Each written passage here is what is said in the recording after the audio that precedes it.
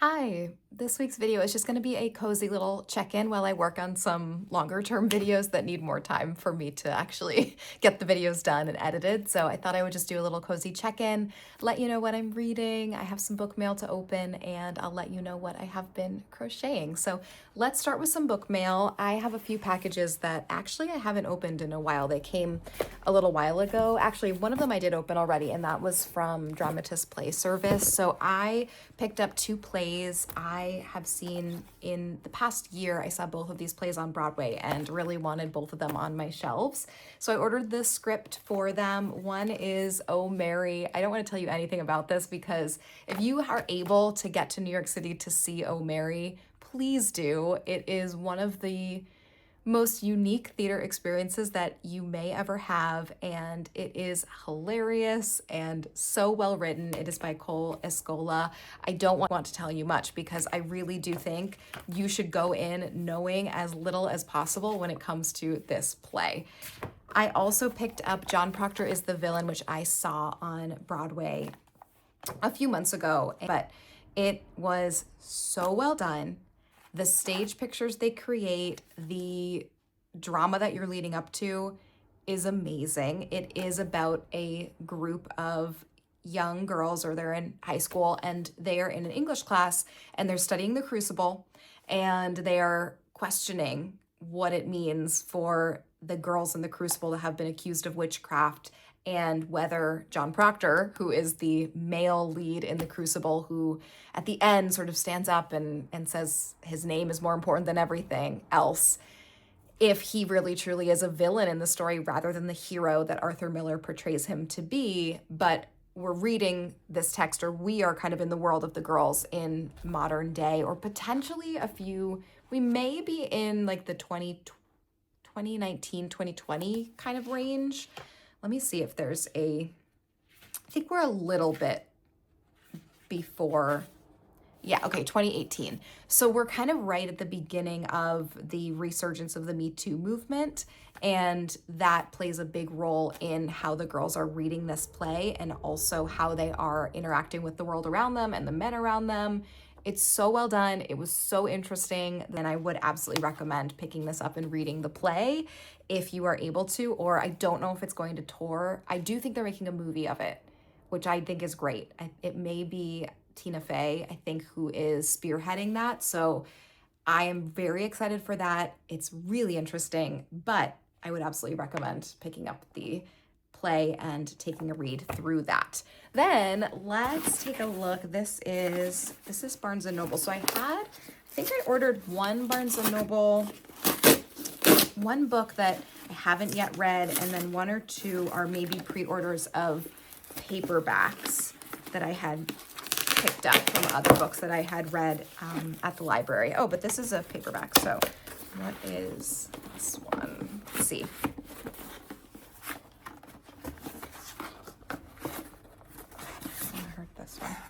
Oh, interesting. Okay, I forgot that I had ordered this. So this is The Tainted Cup by Robert Jackson Bennett.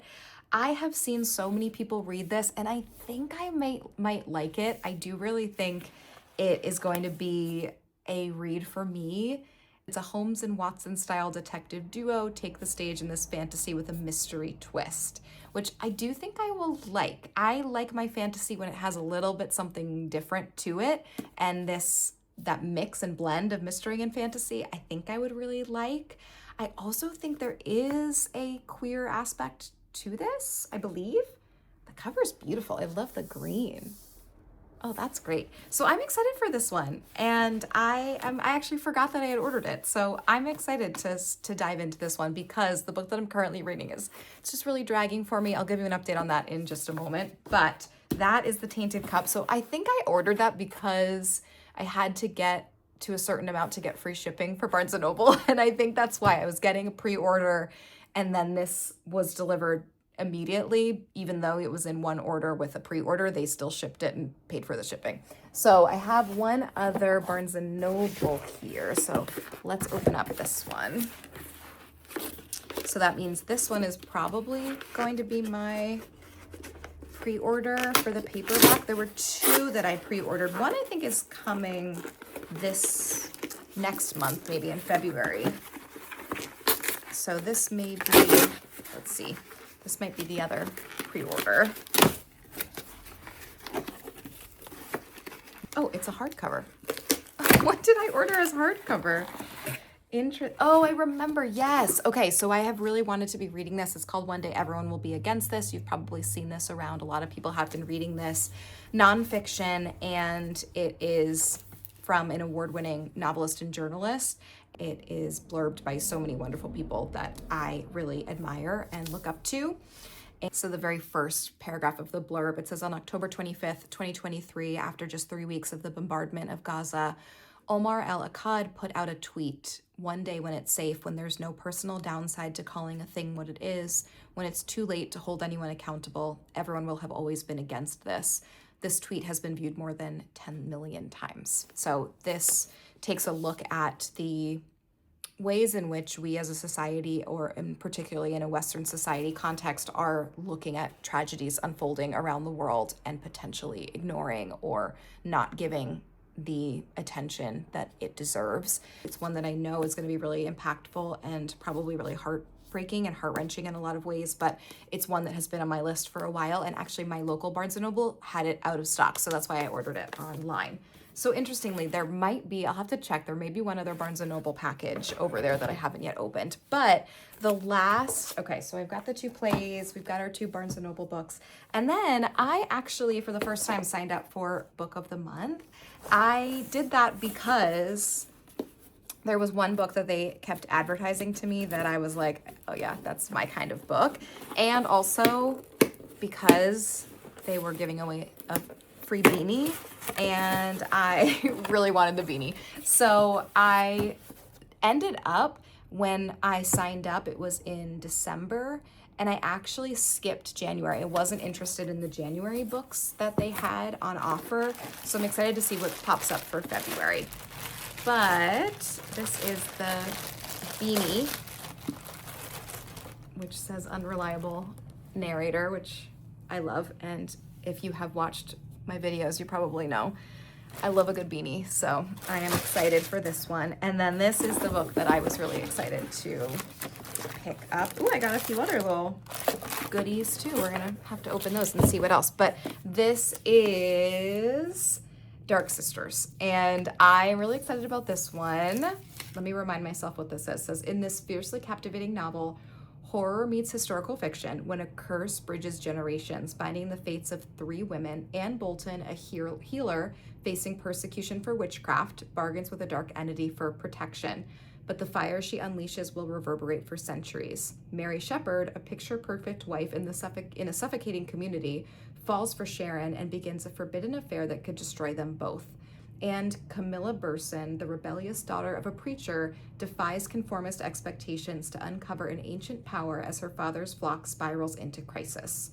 3 women, 3 centuries, 1 legacy of fury, love, and a power that refuses to die.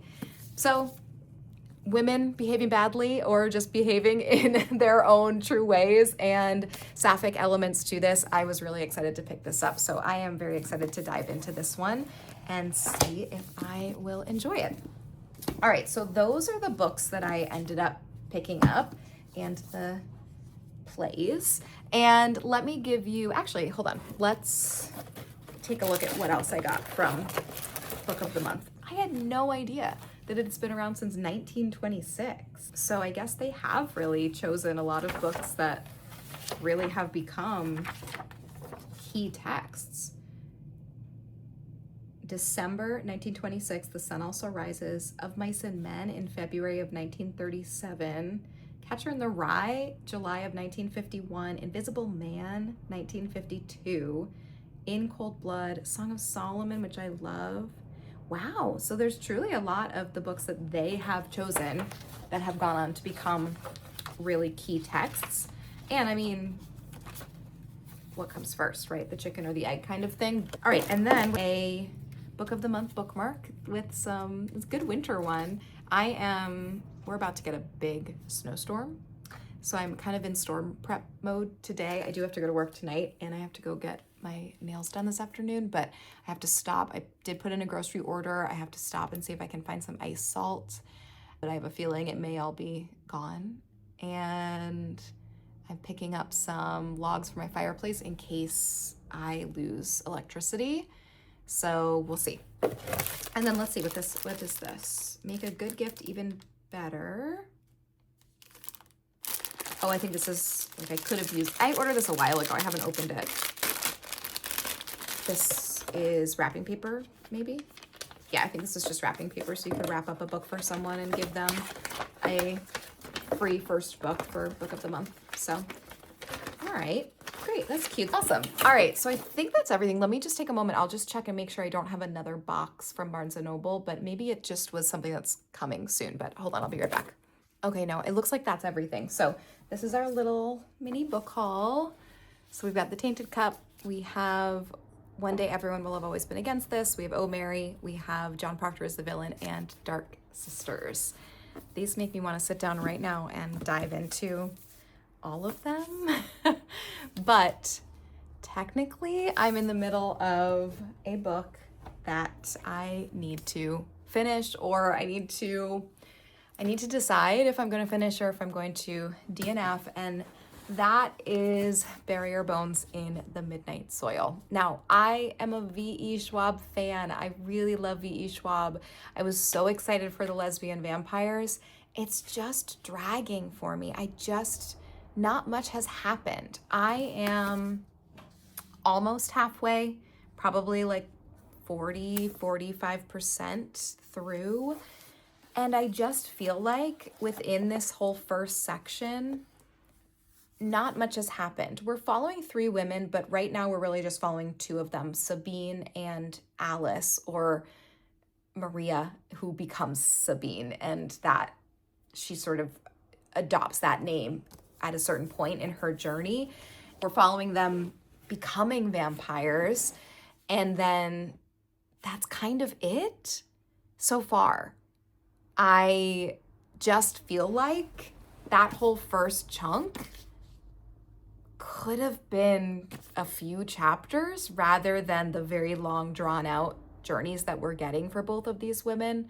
We've mainly followed Maria/Sabine so far, and I was interested in her journey with her husband, and she was trying to really find her place as a woman, and she has learned that she has attraction towards other women, and it's interesting. It just felt like there wasn't a ton of depth to it. And then since she has become a vampire, which I don't think is a spoiler because I think everyone kind of knows that this is about vampires, but since she's become a vampire, really not much has happened. She's finding ways to sustain herself as a vampire. She's coming across a few different people and being with them for a bit, leaving them. I'm just kind of bored, and I don't want to be, and the writing is good, and I really do like V.E. Schwab. I just need more to happen, or I need there to be more character depth, because I am a character reader through and through. Give me a plotless book with really good deep characterization and I am bought in fully. Some of my favorite novels are character studies through and through. So this just feels like it's lacking both in plot and also in character. And part of me is ready to be done with it. I have switched to the audiobook so that I can kind of listen while I'm driving or while I'm crocheting. And I guess it's helped a little bit, but I just wish there was more. Although I do think we're about to, I get the sense that something is about to happen. Alice is the most modern storyline. She is at Harvard and she had this one night stand with a woman that now she's looking for because she seems to have just completely disappeared. Meanwhile, she's realizing, oh, since this one night stand, something is different with me. Something is changing. I'm having these sort of blackout moments and I don't know what's going on. And she's now on a quest to find this woman, Lottie, who she had the one night stand with. Then in Sabine's storyline, right now she has just gotten to Venice, where she has come across another vampire whose name is his name Matteo, I believe, or that might be his partner's name. but he is starting to kind of challenge her to say, you don't have to be taking the lives of so many people all the time. And I just think maybe we're to a point where something different is going to happen. What's interesting is that the jacket does mention Charlotte's story. So we've met Lottie and Alice's timeline in 2019, and then we hear about Charlotte on the book jacket cover, but we assume Charlotte probably is Lottie and vice versa. But we actually haven't gone into the middle storyline, which is 1827 in London. We haven't been there yet, and we're almost halfway through the book. So I'm curious to see when that does start to emerge and when Lottie's story gets told a bit more. But all in all, a long-winded way of saying I'm not meshing with it. I do think I will continue. I hopefully this afternoon can have some time just to sit down and read. But I also think maybe I need to just pick something else up as well. Maybe one of the new books that I just got, because it's just not, I think it's kind of causing a little bit of a reading slump because I don't want to pick it up. So I really haven't been reading much because I'm thinking like, oh, well, that one's not that interesting. And I know a lot of people love it. So I'm still giving it an open mind, and I'm hoping that it picks up, and it still could be a book that I really enjoy. All right, so that's my reading update. Lastly, let me just give you a little crochet update. I have not done a ton of crocheting, but I've done a little bit. I went on a little bear kick a week or two ago, and I made these cute little bears. This is one of them. I will put all the pattern information on the screen or probably down below. Actually, I've got my sister's dog hair on this one. But I can't remember the pattern designer for this one, but I'll definitely pop it down below so you can take a look. Really cute. I love the little overalls. This is a pattern for a bear that you can either do the overalls or you can do a hat and a scarf option. I went with the overalls, and I was really wanting to make a polar bear for the winter season. So that is the pattern that I chose. And then I was sort of on a bear kick. And so I picked up the bear with the hoodie pattern from Nooks Hooks, who is also here on YouTube. And I made some cute little hoodie bears. So super cute. I like that you can make these fairly quickly. And I like that it's a good stash buster with your yarn patterns and colors, because some of these yarns I've really wanted to use and I just haven't yet. So I really liked being able to just kind of choose some different color choices. I think I must have skipped a row in or around in this yellow bear because the head is a little bit too small for the hoodie. Either that or I think I skipped around. Because the head, I think, just needed, maybe I even skipped 2 rounds. I don't know. But his head's a little too small. But when you put the hoodie on, it's not that big of a deal. And also, it's not that, it's just, I'm making them for fun. So that I did something wrong. Or maybe the yarn size is just a lot smaller between this is Bernat Mystical. And this is that new Michaels yarn, the yarn that Michaels took over from Joanne. And I really liked that yarn. I haven't used it before, and I really liked it. It didn't shed at all. It was great. So I want to pick up more colors, but maybe it was just that the weights are smaller. One is smaller than the other. I don't know. And then lastly, I have been really kind of wanting to crochet, and then nothing was catching my attention for the patterns that I actually wanted to make or kind of do. And then I was like, maybe I'll go back to cotton and acrylic yarn. And so I pulled out my Pika-Pow pattern book, and I am making the cute little lobster from Pika-Pow. So this is as far as I've gotten. I'll show you what the actual lobster is supposed to look like. So it is Philip Lobster, and this is what he's going to look like. Now, I messed up because you see how he has a good number of red rows before his shirt starts. I misread the pattern and skipped that. And so rather than take everything out, I just thought maybe I could put his arms lower. And I don't know how it's gonna look. Part of me is like, I probably should have just completely frogged it all the way back and made the red. And then part of me is like, no, it's fine. You'll be fine. He'll just have less of a long head. So I don't know how he's going to turn out, but it's been that kind of week and I didn't want to go back and completely frog it out. So we're gonna make it work. Maybe he just will have a smaller head and maybe, I don't know, or like his arms are just gonna be higher up on his body. Because when you see a lobster, I think it's gonna be okay. I'll give you an update at some point, but anyway, that's where I am, and maybe I will still, no. Now that I mean, part of me is like, yes, go back and frog it out and redo it, and part of me is like, you're doing this for fun. It doesn't have to be perfect, and it's still gonna be cute. And I think that's maybe where my mental space is right now, more than anything else. So anyway, I still think he's cute. So this is Philip Lobster, or at least that's the name that Pika-Pow has given him in the pattern book. But I've been having fun going back to the cotton yarn. Sometimes it's just good to switch it up a little bit.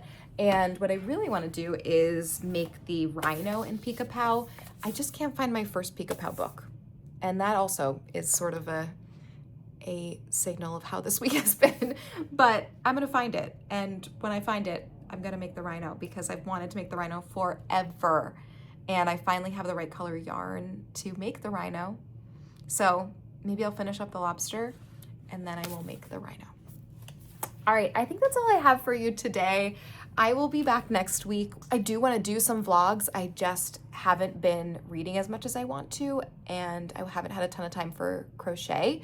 So I thought this week could just be an easy sit down, catch up kind of video, and then next week we'll be back with something maybe a little bit more exciting. So anyway, thanks so much. Let me know how your week has been. Let me know what you're crocheting or what you're reading down in the comments. I would absolutely love to hear from you, and thank you all. If you're a new subscriber, I thank you for being here.